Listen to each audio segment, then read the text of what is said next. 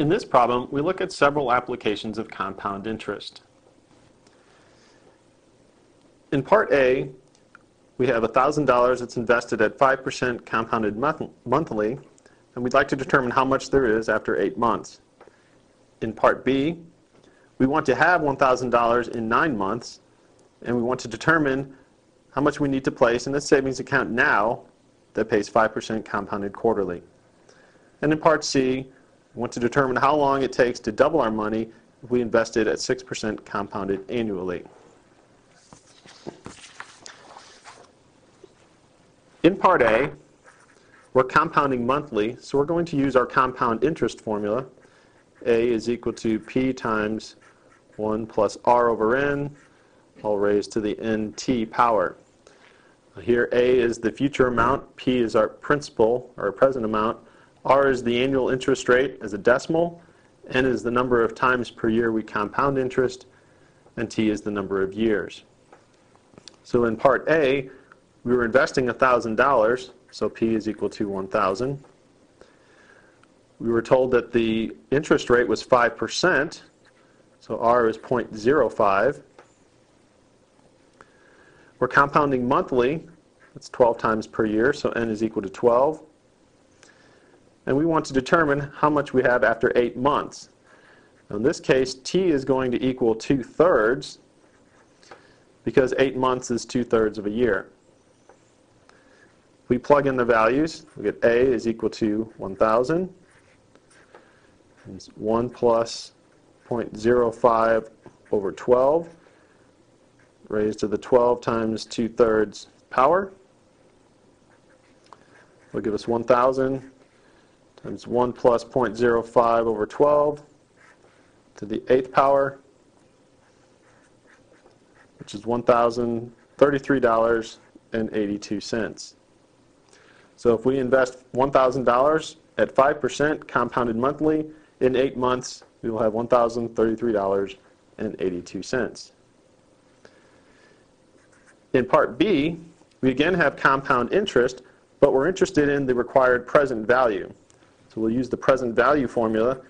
P is equal to A times 1 plus R over N raised to the negative NT power.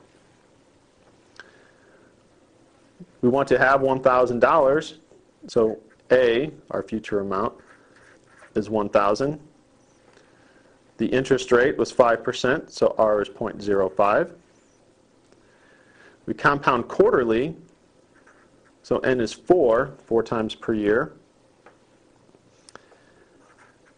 And we want the $1,000 after 9 months, which is 3/4 of a year, so T is equal to 3/4. Plug these values into our formula. P is equal to 1,000 times 1 plus 0.05 over 4 raised to the negative 4 times 3/4 power.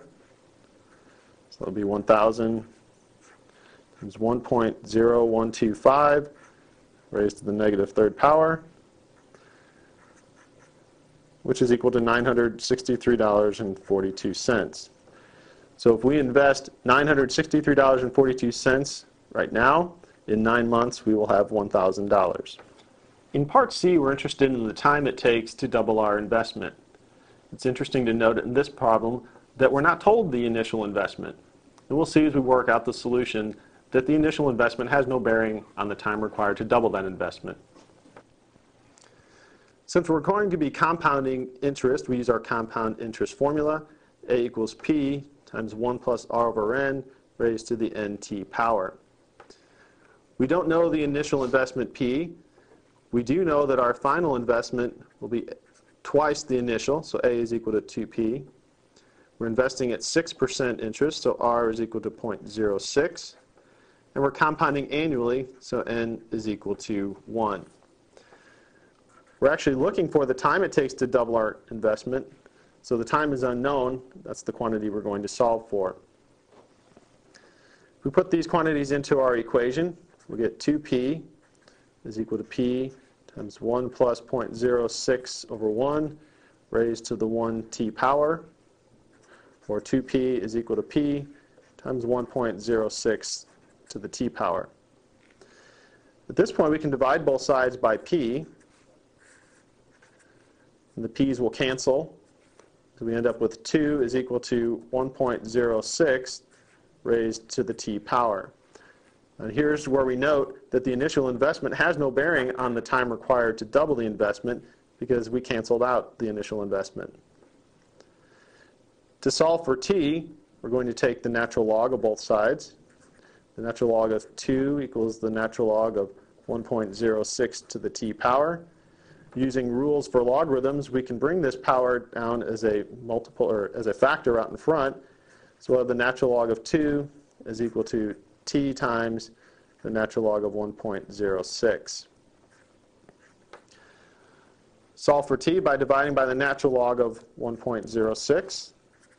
So the natural log of 2 divided by the natural log of 1.06 is equal to t. If we put that into our calculator, we'll get that t is approximately 12 years. So we can say that at 6% compounded annually, it will take roughly 12 years to double our initial investment, regardless of what the initial investment might be.